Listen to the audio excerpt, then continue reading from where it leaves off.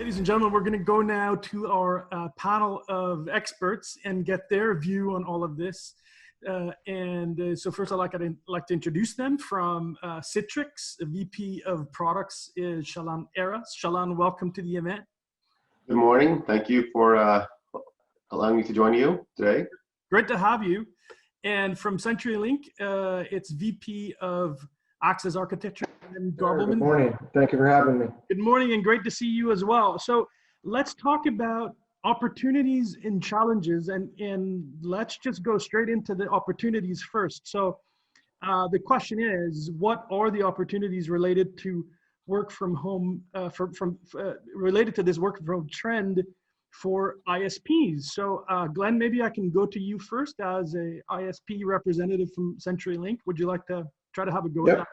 Yeah, so some of the opportunities, that I see, obviously, I think John and may have seen some of my notes before, because some of the opportunities are actually in there with the enhanced services and the opportunities for work from home, right? I mean, and as I think about it, when I look at it, I look at really two different things. Number one is device, and the other one is traffic. And so when I think about the first opportunity, that's what I probably bubble up as an opportunity for us to take a look at in prioritization. Mm-hmm. Very good. Chalan, you want to maybe comment on that? So we're talking about the opportunities right now. Yeah, I would say that the opportunity has dramatically jumped starting in March. If you look at what happened with the pandemic, the first priority was toilet paper. Second was, how do you work from home? And that really forced many enterprises to think about, in a panic mode, how do we move people to work from home? And then how do we deliver a great experience for them, and a consistent experience for their roles? And there are certain roles that absolutely need a consistent network such that they can have interactions like this. And in their case, it may be even more important. For example, they may be talking to a patient, or they may be doing a CEO broadcast on a major network. And you see all of these being used even on the top channels. So the experience of delivering a great work from home environment, whether it's network, whether it's device, whether it's prioritization, quality of service, all of that has come to fore, and with huge volume. Our expectation is that the peak may abate, because there are, of course, desires to go back to work. If you listen to Netflix's CEO, he said, hey, when do you plan to go to work? And he said, the day after they introduced the vaccine. So there clearly is pent-up demand to go back to the offices. But our expectation is that this will be a very different mode of work rather than compared to what we had pre-pandemic. People will be working at work. They may go back home. They may be more flexible. They may be waiting for the next broadcast from Dr. Fauci. So there are going to be many different situations where people will need to work from home or want to work from home. So we expect this to be to continue. Right, and only thing I'd really add, and I know this is primarily focused on work from home, but distance learning is a piece of that as well. So that is rolled into this as well, in my opinion. Absolutely. I mean, I'm speaking to you now, and I have, my wife is in another room doing her job on video, and I have two daughters on video connections right now. So we're living that dream of work and school from home as we speak. Yep. Very good. John, Cioffi, would you like to comment on the opportunity? I know you had a few things to say about that also before, but go ahead. Well, I think the pandemic accelerated this one. It's always been there, and this opportunity to tune the network performance to applications, application-specific metrics like workput can be applied across a spectrum of different things like remote learning, telemedicine, as mentioned. We see, however, the employer opportunity as the one that maybe has the greatest chance to increase revenues in the near term. In fact, Phil Bednarz, who you'll be hearing from later today about EQUIPE, is also in charge of our engineering group. And he tells me he would be happy to pay $50 a month for every employee to have a better experience. They're not losing them during the teleconferences when they're trying to work together. And we think other employers also have that same reaction. And this would be new revenue, as opposed to trying to get more for entertainment or other types of applications, which has been more difficult for internet service providers, the revenues being somewhat flat. So we think this one may be a driver for all the rest, and that's why we want to get out in front of it. Yeah, one observation that we've had actually is, at least in Silicon Valley, many employers offer reimbursement for commute. There's a stipend for commute, or they run buses, which is an expense. So whether it's $50 or thereabouts for this type of cost, there's already some money in many employers' budgets for some form of employee benefit for accommodating where they live. So we do think that budget-wise, there's room in many employer budgets, and considering other savings, that whatever the number is, as long as it's sub $100, depending on the level, we do think there's an opportunity for this. Very good. Let's talk a little bit also about the challenges, right? So clearly there are challenges to this work from home trend. What would you say, maybe we can go to Glenn first. What would you say are the most significant that you would point out? Glenn, you need to unmute, yeah. Sorry about that. I think, I'll use my own use case, right? And one of the challenges is, we've got a, home network, right? And traditionally in my own home network is, IoT, I do a little bit of emails, some surfing, some gaming, and a few other things, right?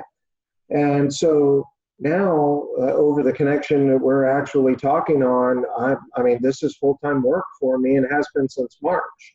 And so that sets us up into a hybrid type of a service environment, right? So one of the challenges is just that is changed, right? From being, previously maybe, Saturday night or Sunday, I'd plug in, grab onto the VPN, download some emails, get work, get a little bit ahead of work.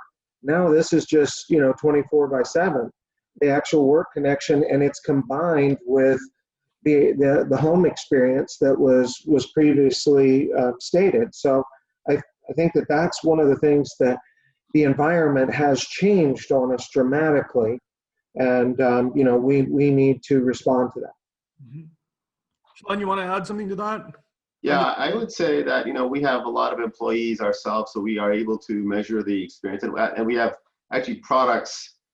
We've had products for many years that we call Workspace, that are used both in office locations and of course from home. So we have a lot of telemetry, and we do see that the last mile network as well as the last meter network, the Wi-Fi network, are real issues. I think the pandemic exacerbated that. So we do see opportunities. For example, of course there's the sharing of the Wi-Fi, but we do think that there's a separate Wi-Fi signal opportunity also to say, if this person's a really critical worker, why are they still sharing the Wi-Fi at home?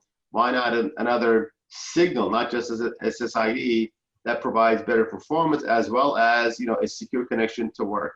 So there are many nuances in how to deal with the home environment, but the underlying challenge is, again, a lot more usage, a lot more simultaneous usage, and a lot more simultaneous usage of high-value traffic like voice and video. So it's a triple challenge that we're dealing with, and it's not going away anytime soon. Right. And one thing I would say to that, though, introducing another signal, can bring in that interference, which is why earlier I mentioned I wonder what could be done in a device, on a per device. Right. If you have a work laptop, that would be something you would elevate, as in certain periods of time during the day, and right. And it could fluctuate based on the need. That's one of the things that I mentioned earlier. Yeah, we've seen those types of approaches as well, and they all add value. So there's nothing. Each of these have different value at different points. So I mean, for critical workers, like for example doctors, we do see that detecting a work laptop and work equipment, maybe even radiology equipment that's given to home, and giving that additional priority could be as an example of a solution. So yeah, there's definitely a problem to be solved, and the problem is not going away. Yep. John, perhaps go ahead and comment a little bit for us on what you see are the challenges.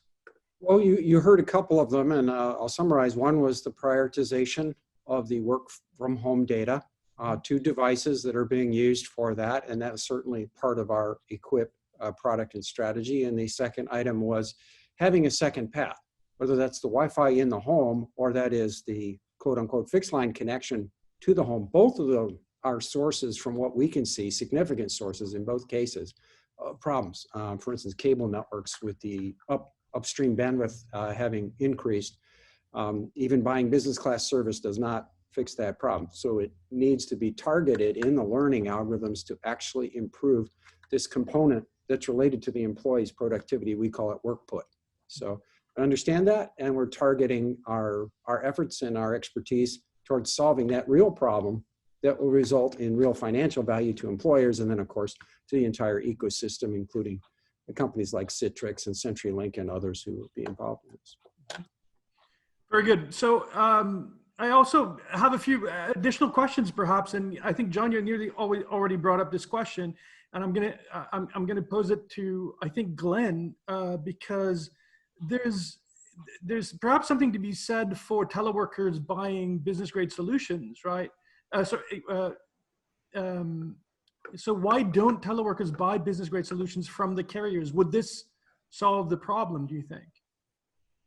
Certainly want to learn more about it, Klaus, honestly, but, for where I see right now, it has potential to.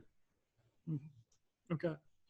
And John, so perhaps just quickly back to you, in terms of the innovation and experience that ASSIA brings to this, can you say a little bit about that from what your experience is in this field for those out there that don't know ASSIA so well?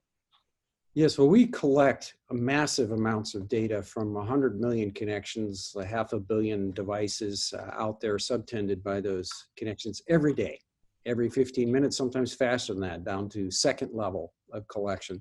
So we see a lot, and we learn from that data. There's a lot of analytics, data science that goes into determining whether a end user, a customer, is happier or contented with that particular service. That's our expertise, is learning that. And then our special expertise is adapting the controls on the links basically to improve that measure that we've just taken. And that's what we do in our main products. But now we're tuning that to work productivity, which is a little bit different than the normal metrics. And it's why some of the business class solutions are not providing an improvement in teleconferencing and other things that are commonplace now in the work from home new normal.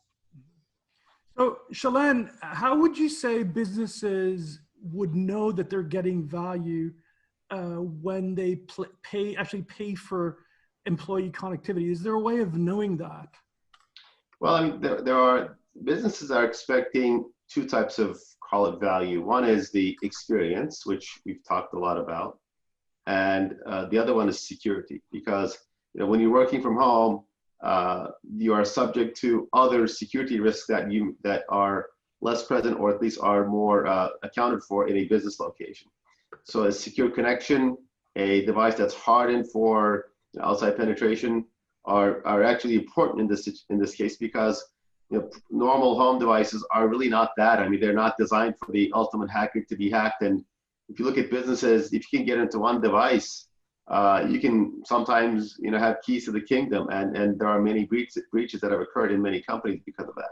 So relative to experience, many of the features that you saw in the EQUIPE video, our products have similar capabilities in the sense that being able to measure what the application experience is important. So we value what ASSIA has put together there, and ultimately, what IT cares about is my application working? It's not just whether YouTube videos are working, but is my business application working?